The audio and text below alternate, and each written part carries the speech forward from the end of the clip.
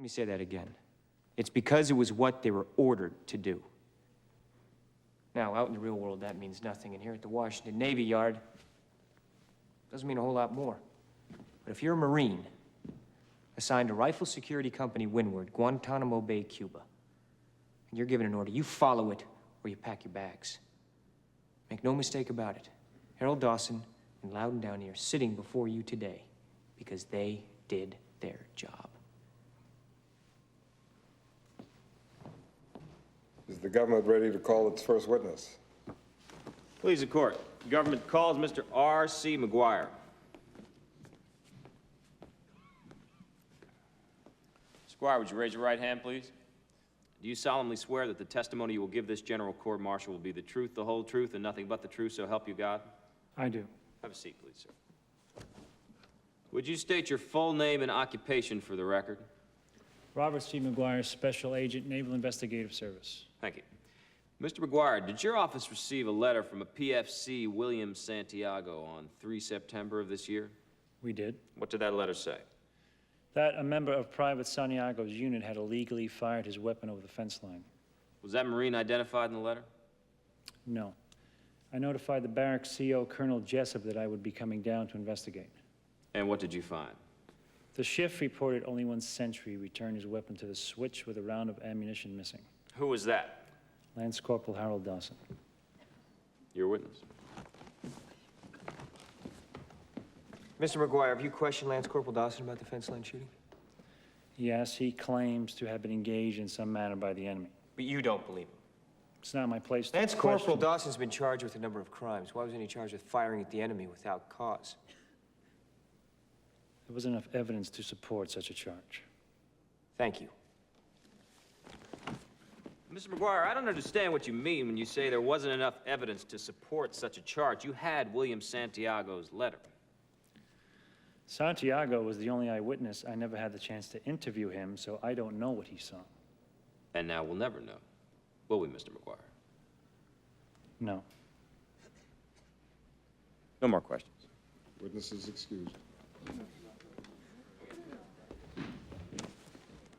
Corporal Carl Edward Hammaker, Marine Barracks, Rifle Security Company, Windward, 2nd Platoon, Bravo.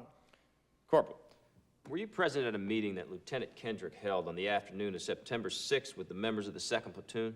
Yes, sir. Would you tell the court the substance of that meeting? Lieutenant Kendrick told us we had an informer in our group, that Private Santiago had gone outside the chain of command and reported to the NIS on a member of our platoon. Did that make you mad? You can tell the truth, Corporal. It's all right. Did it make you mad? Yes, sir. How mad? Private Santiago betrayed a code we believe in very deeply, sir. Were the other members of the squad angry? Object. Speculation. Were Dawson and Downey? Please, the court, as a government counsel, honestly asking this witness to testify as to how my clients felt on September 6th? Sustained. Corporal, did Lieutenant Kendrick leave a standing order at that meeting? Yes, sir. What was it?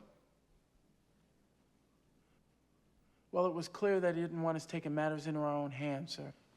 What was the order? Sir, he said Santiago wasn't to be touched. Your witness. Corporal Hammaker, were you in Dawson and Downey's barracks room 5 minutes after this meeting? No, sir. Thanks. I have no more questions. The witness is excused. The government calls Corporal Raymond Thomas. Please, the court, I understand Captain Ross is planning on calling all the other members of Rifle Security Company Windward to testify. In light of the defense, Lieutenant Caffey is planning to mount the explicit instructions of the platoon leader. Seems particularly relevant testimony. The defense is willing to concede that all 22 witnesses will testify substantially as Corporal Hammaker did. If the government is willing to concede that none of them were in Dawson and Downey's room at 1620 on September 6th. Captain? The government will stipulate. Then we will adjourn for the day. You can call your next witness tomorrow morning. All rise.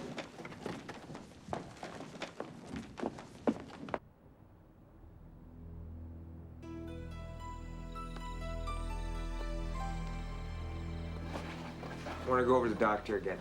I think we're taking the right approach. Joe, we've been over this already. Listen to me. 3 o'clock, Stone says he doesn't know what killed Santiago. Then he meets with Jessup, and at 5 o'clock he says it was poison. The doctor's not telling the truth. Oh, that's a relief. I was afraid I wouldn't be able to use a liar, liar, pants on fire defense. We can't prove coercion. Now, let's go over what we have, okay?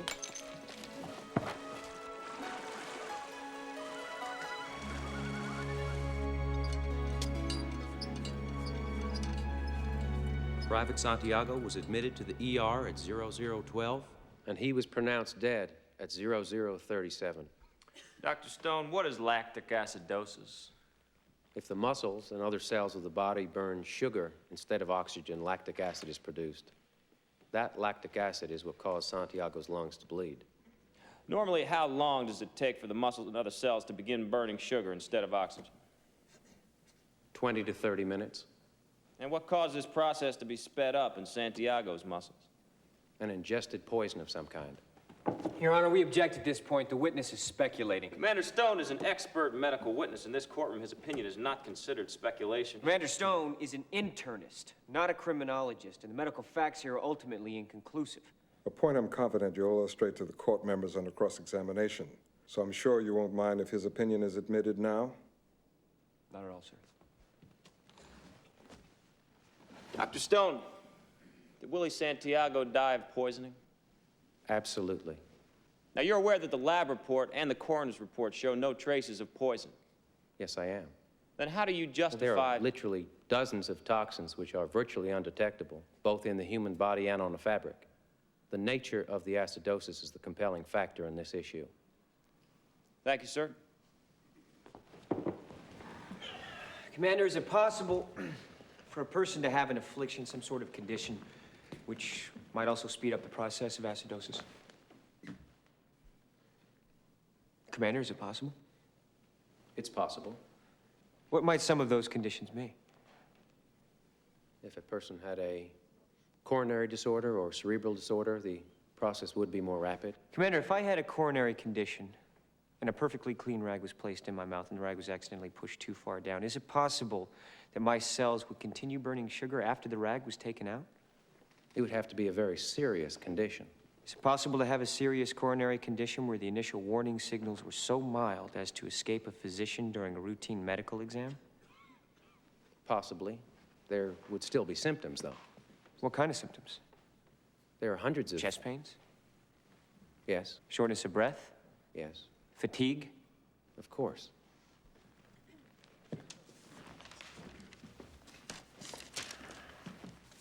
Doctor, is this your signature?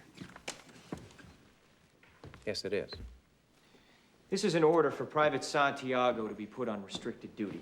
Would you read your handwritten remarks at the bottom of the page, please, sir? Initial testing, negative. Patient complains of chest pains, shortness of breath, and fatigue. Restricted from running distances over 5 miles for 1 week.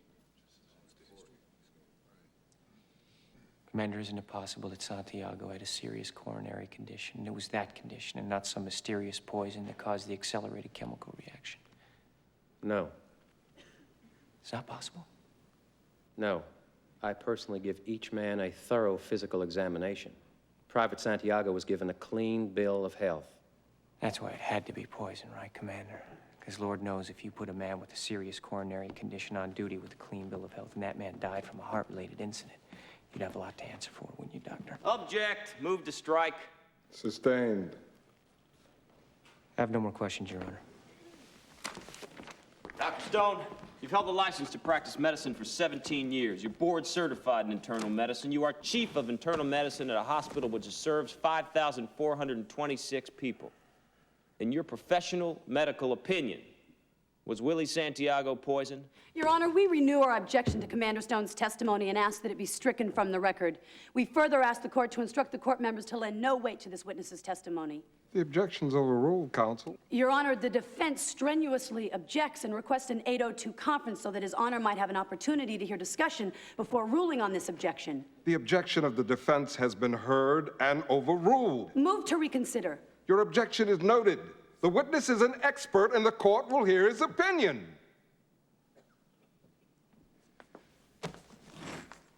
Dr. Stone, in your expert professional opinion, was Willie Santiago poisoned? Yes. Thank you, sir. I have no more questions.